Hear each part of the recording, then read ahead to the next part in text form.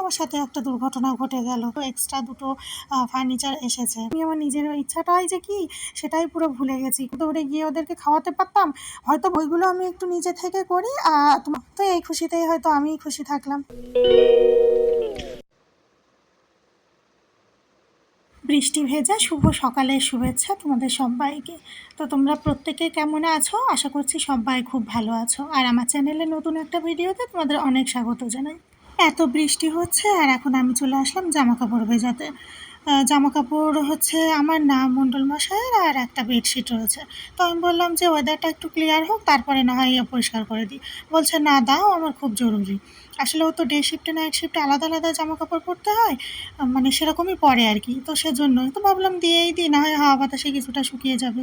তো সেগুলোই আর কি ভেজালাম। তো ভিজিয়ে ভাবলাম যে কিছুক্ষণ পরে তো কাচবো, তো দেখি এই সুযোগে আমি আরও কিছু কাজ থাকলে সেগুলোই করি। তো রান্না করতে আসবো তো কিছু সময় পরে, এখনও স্নান পুজো হবে তারপরে। তো ভাবলাম যেটা রান্না হবে সেগুলোই নয় কেটে ধুয়ে পরিষ্কার করে রেখে যাই এই সুযোগে। তো আজকে রান্না করতে এসে দেখছি যে মানে সবজি কাটতে এসে সরি, দেখছি যে ফ্রিজ পুরো খালি, একটাও সবজি নেই। আসলে সপ্তাহে শেষ পড়ে গেলে আমাদের এরকমই হয়, যেহেতু উইকলি সব কিছু মানে সেই বুঝে আনা হয়। আমরা রবিবার সোমবারেই মেনলি যাই বাজার করতে সারা সপ্তাহের। রবিবারে খুব একটা যাওয়া হয় না, কারণ প্রচুর ভিড় থাকে মার্কেটে। এত ভিড় হয় যে মানে ১-১.৫ ঘন্টার কাজ ৪ ঘন্টা লেগে যায়, এই জন্যে আর কি।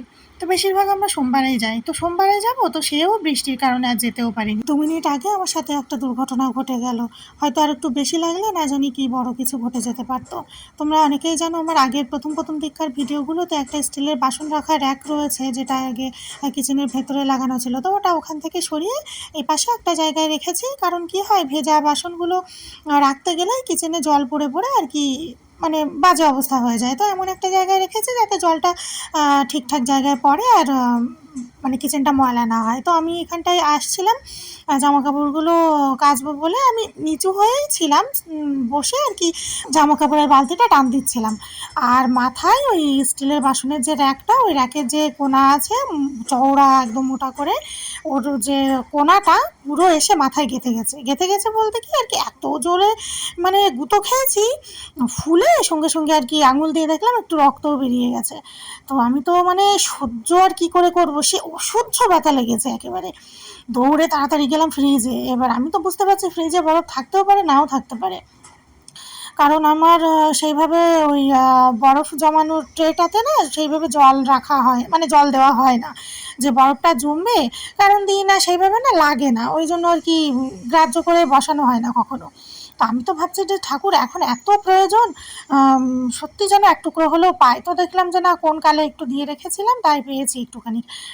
তো সেটা দিয়ে আর কি মাথায় কিছু সময় ঘষলাম। সত্যি বলতে হয়ে গেছে ৪-৫ দিন, কিন্তু এত প্রচণ্ড ব্যথা হয়েছে যে আমাকে ওষুধও পর্যন্ত খেতে হয়েছে। আর সে ফোলা এখনও ফুলে রয়েছে, ওপাশটায় তো চিরুনিও দিতে পারছি না, মানে বাঁ সাইড করে। এত জোর লেগেছে আমার।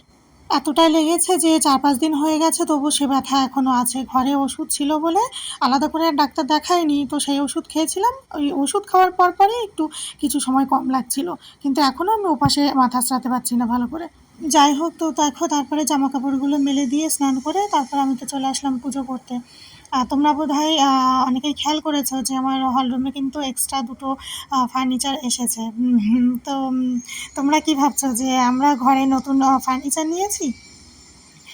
না গো, ওই ফার্নিচার দুটোই হচ্ছে, ফার্নিচার বলতে একটা সোফা আর একটা সিঙ্গেল বেড। ওই দুটো হচ্ছে আমানের মা ভাবি বলি না আমার সামনের ঘরের, ওই ভাবিদের ঘরে আর কি ইন্টেরিয়ারের কাজ চলছে। আমি তোমাদের ওই ভাবির অ্যানিভার্সারি পার্টির ভিডিওতে বলেছি ভাবিরা টিভি ক্যাবিনেট বানাবে। তো টিভি ক্যাবিনেট আর কি এরকম বানাচ্ছে, ঘরে কাঠের কাজ চলছে পুরো হলরুম জুড়ে। তো সেই জন্য আর কি আমাদের ঘরে একটু রেখেছে, যেহেতু আমাদের ম্যাক্সিমাম জায়গা খালিই থাকে, ফাঁকা থাকে।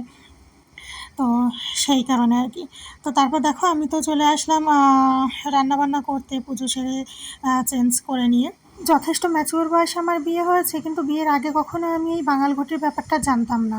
অনেক মানুষের মুখে শুনেছি, কিন্তু কেন মানুষ এই বাঙালঘটির ব্যাপারটা নিয়ে হাসি মজা করে, তো আমি সত্যিই জানতাম না। কিন্তু এখন সেটা খুব ভালো করে বুঝতে পারি।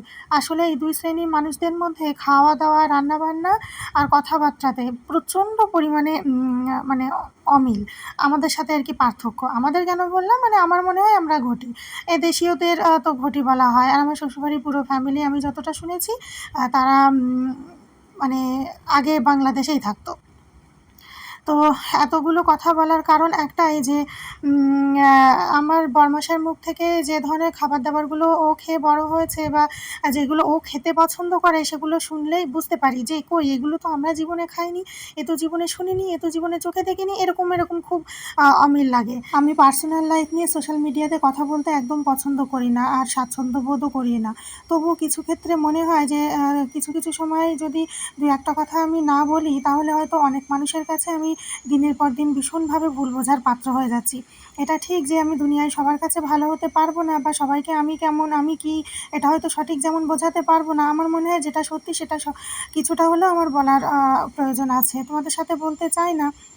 তবে একটা কথা কী জানো তো, বিয়ের পর থেকে আমি আমার বরের ইচ্ছার প্রাধান্য দিতে গিয়ে, মূল্য দিতে গিয়ে আমি আমার নিজের ইচ্ছাটাই যে কী সেটাই পুরো ভুলে গেছি। কোনো দিন একটা বেলার জন্য ভাবতে পারলাম না। প্রত্যেকটা দিন প্রত্যেকটা বেলাতে কী রান্না হবে সেটা সবটাই ওর ইচ্ছা, ওর রেসিপি অনুযায়ী আমাকে রান্না করতে হবে। মাঝে মধ্যে মনে হয় কি আমি কি রান্না একদমই করতে পারি না, নাকি আমার হাতের রান্না খাওয়াই যায় না। আমি আমার বাপের বাড়ির দিক থেকে যদি বলি, যারা যারা আমার হাতে রান্না খেয়েছে এখনও পর্যন্ত ফোন করে, আফসোস করে, এমনকি দুঃখ করে যে তুই এত দূরে আছিস, নাহলে মাঝে মধ্যে মনে হয় কি হয় তোর বাড়িতে চলে যায়, নাহলে তুই একটু রান্না করে পাঠা। এরকম যখন বলে মনে হয় কি একটু যদি এক দৌড়ে গিয়ে ওদেরকে খাওয়াতে পারতাম, হয়তো ভালো রান্না করি না কিন্তু সে মন্দটুকুই যদি খাওয়াতে পারতাম তাহলে ওরা হয়তো একটু তৃপ্তি পেত। মানে এভাবেও মানুষ ফোনে বলে, যে আমার মনে হয় এটা তো প্রশংসায় বলে। তো যাই হোক, সেটা আর কি, সেই প্রশংসাটুকু আমি অন্য মানুষদের কাছ থেকে পেলাম না। প্রশংসা পেতে কারই না ভালো লাগে। তো আমি তো এটা চাই না যে আমি কোনো খারাপ কাজ করে, খারাপ রান্না করে, খারাপ কিছু করে সেটাতে আমাকে সবাই অ্যাপ্রিশিয়েট করুক আর সাপোর্ট করুক বা প্রশংসা করুক। কিন্তু কিছু ক্ষেত্রে মনে হয় যে বোধহয় আমার মধ্যে কোনো গুণই নেই। আমি বোধহয় ভালো রান্না করতে পারিও না। জানি না সেটা কীরকম কী পারি। আমার মনে হয় এটা কিছু মানুষের বোঝা উচিত। তো বরের ইচ্ছার প্রাধান্য দিতে গিয়ে এই কথা কেন বললাম, তোমরা যে আমার রান্নাগুলো, রেসিপি ভিডিওগুলো দেখো, আমার কথার সত্যতা কতখানি যদি মানে আমি আমার ইচ্ছাতেই প্রত্যেকটা রান্না করে থাকবো না, তাহলে কিন্তু 30 দিনে যদি মাস হয় 60 থেকে 70টা তোমরা রেসিপি ভিডিও শর্টসে বা রিলসে দেখতে পেতে। আদৌ কি প্রত্যেক মাসে 60-70টা দেখতে পাও? যে রেসিপিগুলো তোমরা আমার শর্টসে বা রিলসে দেখতে পাও ওগুলো তো বেশিরভাগই স্ন্যাক্স আইটেম। তো ওইগুলো আমি একটু নিজে থেকে করি তোমাদের সাথে শেয়ার করবো বলে, আর ওইগুলোতে আমি একটু নিজের এক্সপেরিমেন্ট খাটাতে পারি। আর বাকি সারাদিনে যা রান্নাবান্না, খাওয়া দাওয়া যা কিছু হয় সবটাই আমি আমার বরের ইচ্ছা মতো করি। সে কী খেতে ভালোবাসে, সে কীভাবে খেতে পছন্দ করে, কীভাবে করলে সে একটু খুশি হবে। এই যে আজকের রেসিপিটা তোমরা দেখলে, অন্য কথা বলতে গিয়ে রেসিপিটা আমি মুখে বলতে পারলাম না ঠিকই, তোমরা দেখেছো নিশ্চয়ই। ওই আধকড়াই তেলের মধ্যে ওই রকম বড় বড় আলু দিয়ে কেটে আর ওই গাদাখানিক মশলা দিয়ে রান্না করা, এটা তোমরা কখনো আমাকে এর আগে কোনো ভিডিওতে দেখেছো? হ্যাঁ, এইভাবে ডিমের ঝোলের রেসিপি আমি কখনো আগে দেখাইনি ঠিকই, কিন্তু এটা সম্পূর্ণটাই আমি করেছি আমি আমার বরের ইচ্ছাতে। আর এখন ভিডিওটা আমি 3-4 দিন পরে এসে যখন ভয়েস করছি, জানো তো ওটা খাওয়ার পরে 2 দিন আমার শুধু গলা দিয়ে, পেট দিয়ে, বুক দিয়ে শুধু জ্বলে গেছে। এখন এত কষ্ট পেয়েছি ওটা খাওয়ার পরে, যদিও আমি ওরকম খেতে পছন্দ করিই না একদম। আর সেটা ও খেতে ভালোবাসে বলে, ও ওইভাবে খেতে পছন্দ করে বলে করেছি। আর তোমরা অনেকেই জানো যে আমি ডিম পোচ, সিদ্ধ, হাফ বয়েল, গোটা গোটা ওইভাবে রান্না একদমই খাই না, খেতে পারিও না, ভালোও লাগে না। আমি ডিম খাই শুধুমাত্র অমলেট করে। সেটা হচ্ছে তার মধ্যে থাকবে কাঁচা লঙ্কা, পেঁয়াজ, টমেটো, ধনিয়া পাতা, এই সমস্ত। বা এই সবজিগুলোর মধ্যে যে কোনো একটা দুটো না থাকলেও অসুবিধা নেই, একটু পেঁয়াজ থাকলেও হয়, এরকম। মানে আমি অমলেট ছাড়া ডিম খেতে পারিই না একদম, আমার ভালোই লাগে না। তো আমি যখন ডিমের ঝোল আমাদের বাড়িতে রান্না হয় তখন আমি ওর জন্য গোটা রাখি, বা ও যেভাবে খেতে চায় সেভাবে করে দিই, আর আমি আমারটা অমলেট করি। আর আমি ওইভাবে অমলেট করলে তার নাকি ডিমের ঝোলের স্বাদ পুরো চেঞ্জ হয়ে যায়, ভালো লাগে না, আরও নানান রকম কিছু বলে। তো ভাবলাম যে না থাক, দরকার নেই, সে যেটা চায় সেইভাবেই করি। তো সেইভাবেই করলাম। 2 দিন 3 দিন ধরে গলা বুক পেট নিয়ে জ্বললাম, গাদা গাদা মশলা দিয়ে রান্না করে ওইভাবে খেয়ে। সে তো দিব্যি খেয়ে খুব খুশি হলো, আনন্দ পেল। তো এই খুশিতেই হয়তো আমিই খুশি থাকলাম, এই আর কি। এক কথায় দু কথায় দেখো আজ কত কথাই তোমাদের সাথে বলা হয়ে গেল। বাকি কথাগুলো না হয় অন্য ভিডিওতে হবে। তো আজকে ভিডিওটা এখানে এন্ড করছি। কেমন লাগলো অবশ্যই কমেন্ট করে জানিও, ভালো লাগলে একটা লাইক করে দিও। দেখা হচ্ছে নেক্সট একটা সুন্দর ভিডিওতে।